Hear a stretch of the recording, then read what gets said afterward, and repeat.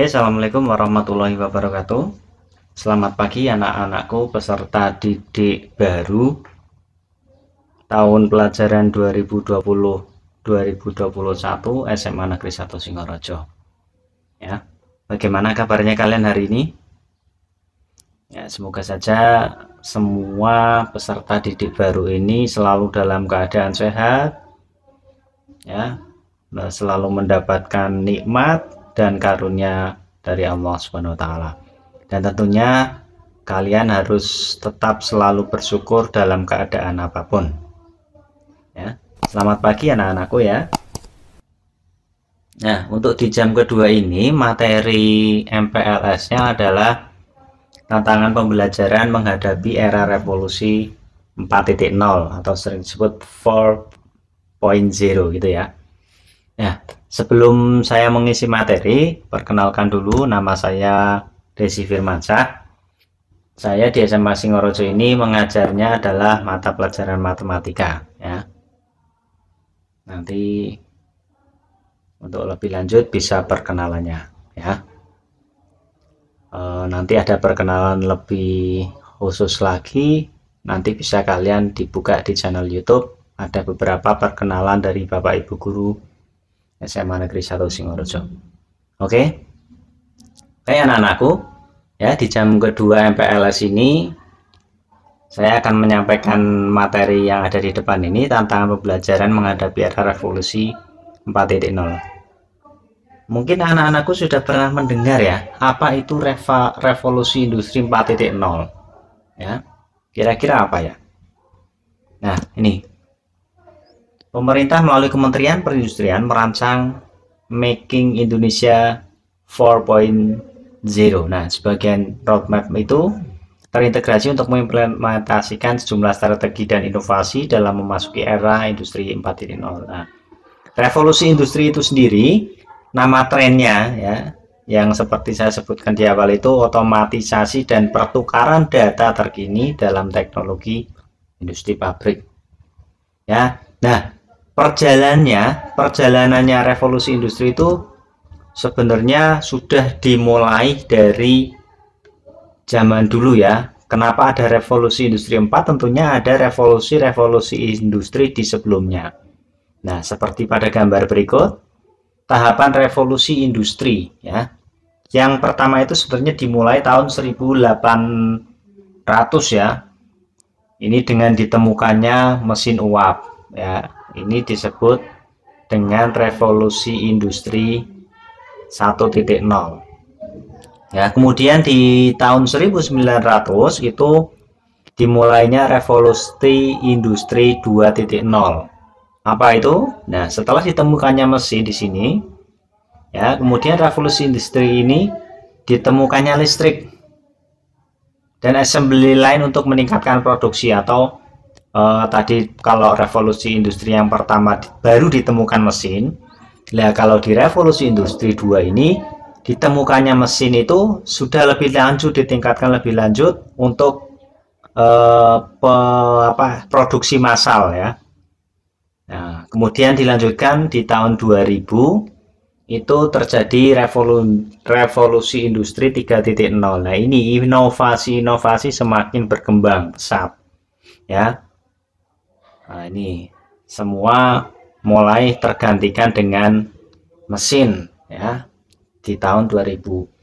Karena apa? Karena semakin canggihnya mesin, nah ini berakibat nanti semakin berkurangnya pemakaian tenaga manusia.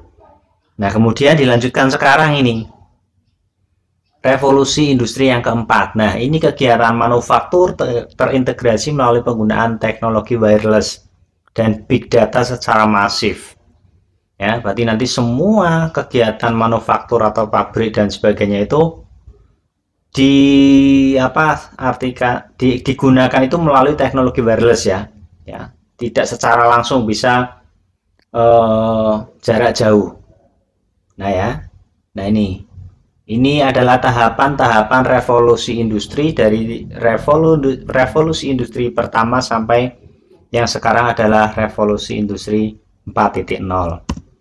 Kemudian, nah ini Revolusi Industri 4.0 itu menghasilkan industri yang cerdas, modular, ya, menciptakan salinan dunia fisik secara virtual dan mengandalkan Internet of Things, ya, atau LOT. Nah, kemudian komputasi awan dan layanan internal lintas organisasinya. Nah, ini sebenarnya kalian sudah mengalami dan sudah tahu ya bahwa di revolusi industri ini sudah mulai ada penciptaan salinan dunia fisik diubah secara virtual. Nah, ini contohnya toko-toko. Kalau biasanya kalian di tempat kalian masih ada toko yang buka di rumah atau secara offline atau seperti pasar. Nah, sekarang sudah mulai muncul toko-toko secara virtual ya. Ada namanya Tokopedia dan sebagainya ya. Itu banyak sekali. Ya. Nah, ini semua aspek kehidupan itu mulai masuk ke big data tadi di internet ya. Ini internet itu sudah mencakup semuanya ya, dari smart building, energi, environment, nah ini agrikultur, logistik, wah pokoknya semua aspek kehidupan itu nanti masuk ke dalam satu data big data tadi. Dan semuanya itu bisa diakses secara wireless, secara dari jarak jauh ya. Nah, ini tadi yang saya sebut tadi ya, sudah mulai muncul penciptaan secara virtual ya. Nah, ini kegiatan yang pada saat ini sudah mulai muncul secara virtual dan bisa diakses menggunakan internet ya. Sudah semua aspek kehidupan ya. Ini sharing ekonomi, bahkan di pendidikan itu nanti juga sama, nanti ada secara virtual ya. Di pemerintah juga sama. Nah, ini ya yang sekarang lagi ngetren ini ya, marketplace ya.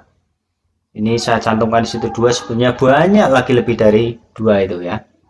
Kemudian ada kesehatan, pakai kesehatan, konsultasi kesehatan sekarang sudah via aplikasi ya. Semua aspek kegiatan sudah bisa dicakup dengan satu genggaman tangan saja ya. Nah, bagaimana dengan pendidikan? Nah, ini salah satu aspek yang kalian sudah mengalami sendiri kemarin, bagaimana hiruk pikuknya PPDB ya. Ini saya contohkan tahun-tahun yang dulu ya. Nah, tahun kemarin juga sama, PPDB itu sudah mulai sistemnya online. Ada zonasi, prestasi dan sebagainya ya. Ini saya ucapkan selamat bagi kalian anak-anakku semua yang sudah diterima di SMA Singorojo ya. Di tahun ini kalian sudah bisa melewati penerimaan peserta didik baru ya. Dan nantinya setelah kalian diterima ini, kalian harus mengikuti proses-proses pembelajaran berikutnya ya. Apalagi sekarang di masa pandemi, MPLS pun dilakukan secara virtual, nanti juga pembelajaran juga dilakukan hal yang sama ya. Semoga saja nanti wabah sudah berlalu, wabah pandemi ini sudah berlalu, nanti bisa masuk. Nah, masuk pun itu nanti juga blended learning ya, kombinasi antara tatap muka dan secara virtual ya. Semoga kalian nanti bisa mengikuti.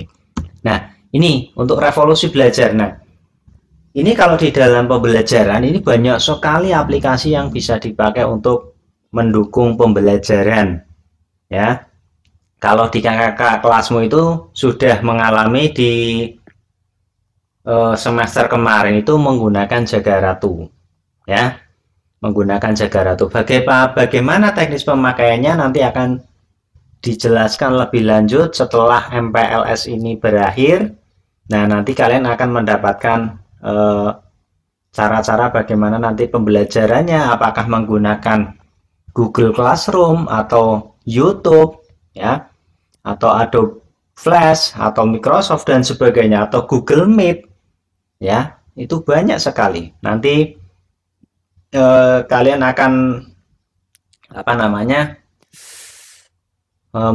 mendapatkan pemberitahuan lebih lanjut. Nah, yang paling gampang, nah yang ini ya, yang sekarang sedang kalian alami ini ya, menggunakan grup WA, itu adalah pembelajaran secara daring yang paling simpel ya.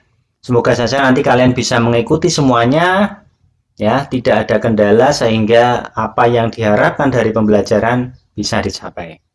Ya, setelah pembelajaran tentunya nanti akan ada laporan ya, laporan hasil belajar.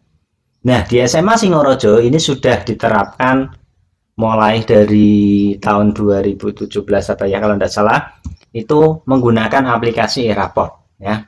Sebenarnya ini tidak hanya di SMA saja, di SMP, SMA maupun SMK itu sudah dilakukan ya. Begitu juga di SMA Singorojo, ini kita sudah menggunakan sistem e-raport ya. Nanti harapannya setelah kalian melakukan pembelajaran, mengerjakan tugas dan sebagainya, kalian juga harapannya nanti ke depannya bisa mendapatkan atau melihat hasil belajar kalian secara virtual. Ya, semoga saja ini bisa berjalan dengan baik, tidak ada kendala dan sebagainya ya. Ini e-raport nanti bisa diakses setelah kalian melakukan pembelajaran lewat HP maupun lewat komputer. Ya, itu pembelajaran di SMA Singorojo mulai dari peser PPDB kalian sudah lalui, nanti proses pembelajaran kalian akan mengalami seperti apa dan sebagainya. Kemudian e-raport sampai pelaporannya. Nah, itu dampak dunianya itu apa toh? Dampak dunia digital dan revolusi industri yang keempat itu apa ini? Ya, sebenarnya ada dua sisi yang dua sisi yang selalu muncul apabila terjadi perubahan. Yang pertama jelas ancaman ya. Nah, ini secara global ini akan menghilangkan sekitar 1 sampai 1,5 miliar pekerjaan sepanjang tahun 2015 sampai dengan 2025.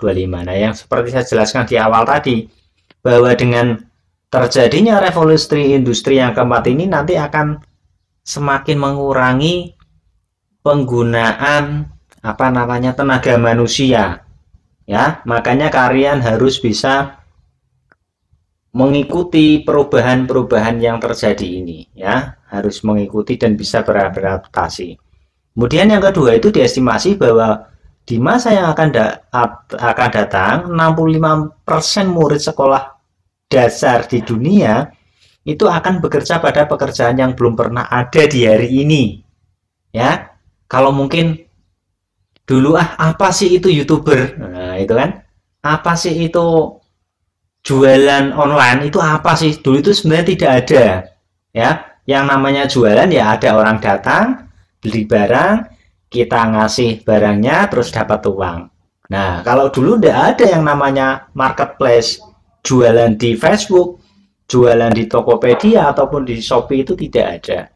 Nah, di tahun-tahun ini atau di era revolusi industri 4.0 ini, nah, pekerjaan-pekerjaan yang dulunya tidak ada, nah itu akan muncul banyak sekali.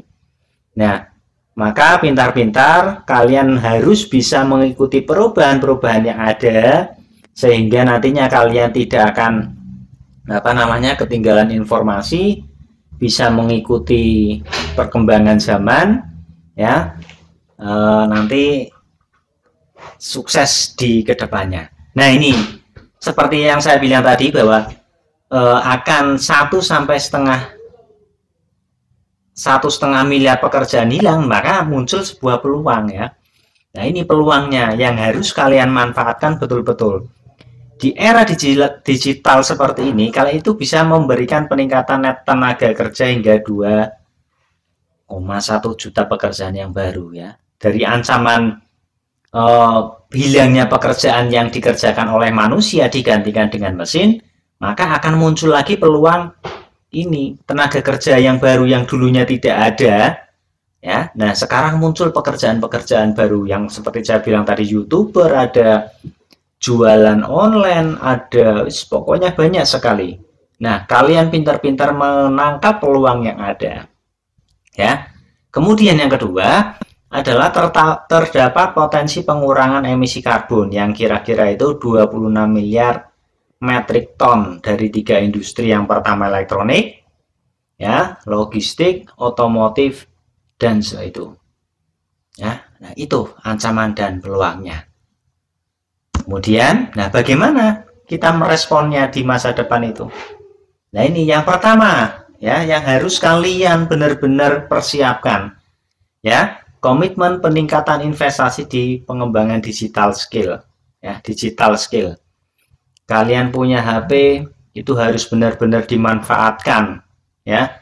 Kalian harus benar-benar istilahnya lanyah ya, tidak hanya untuk WA-an saja, tidak hanya untuk nonton YouTube-nya saja, tapi kalian benar-benar bisa memanfaatkan perangkat Android ataupun lainnya yang digunakan secara digital untuk semua berbagai aspek kehidupan ya. Kemudian selalu mencoba dan menerapkan prototipe teknologi baru ya, learning by doing. Dulu kan kalian tidak familiar apa toh WhatsApp, apa itu Facebook, apa itu Tokopedia, Shopee dan sebagainya. Tapi karena kalian selalu melakukan, belajar, dan nanti pada akhirnya kalian bisa mencoba ya, mencoba oh ini bagaimana caranya jual, caranya buat video yang menarik dan sebagainya. Kemudian yang ketiga, menggali bentuk kolaborasi baru bagi model sertifikasi dan peningkatan digital skill ya. Kolaborasi itu sekarang itu sangat penting sekali ya, kolaborasi sangat penting ya. Jadi kalian tidak hanya bisa berdiri sendiri, misalkan saja jualan online, wah saya tidak bisa, saya tidak punya barang, terus bagaimana? Lah makanya ini kolaborasi sangat penting. Kita bisa saja berjualan tanpa mempunyai produk ya. Kita bisa mencari produk di marketplace, di Facebook dan sebagainya, nanti kita jual secara virtual ya, itu bisa. Makanya kolaborasi itu sangat penting di segala aspek, begitu juga di pendidikan ya. Nah ini tidak hanya itu, yang keempat itu dilakukan kolaborasi lagi antara dunia industri, akademisi dan masyarakat. Nah ini nanti berkolaborasi semuanya sehingga bisa mempersiapkan skill apa yang harus disiapkan atau kemampuan apa yang harus disiapkan untuk menghadapi era digital ini ya. Kemudian yang kelima, nanti tugasnya sekolah ini ataupun pejabat di atasnya yang berkepentingan itu untuk menyusun kurikulum pendidikan yang telah memasukkan materi yang terkait dengan manusia dan digital skillnya, kemampuan digitalnya ya. Nah nanti kalian tetap harus bisa merespon, harus bisa mengikuti perkembangan yang ada ya. Mungkin itu materi yang bisa saya sampaikan di hari ini ya. Kalian manfaatkan HP kalian ya untuk mengikuti perkembangan yang ada, saring semua informasi yang ada ya. Kalau ada informasi yang masuk, dikonfirmasikan dulu baru kalian bisa menge-share ya. Dikonfirmasikan dulu baru kalian bisa menge-share, dipastikan itu benar adanya ya, dan seterusnya ya. Mungkin itu video yang bisa saya sampaikan. Jangan lupa ya, subscribe dan like channel ini supaya nanti kalian bisa mendapatkan pemberitahuan video-video terbaru, baik itu video pembelajaran atau video tutorial atau video motivasi dan lain sebagainya. Terima kasih. Wassalamualaikum warahmatullahi wabarakatuh.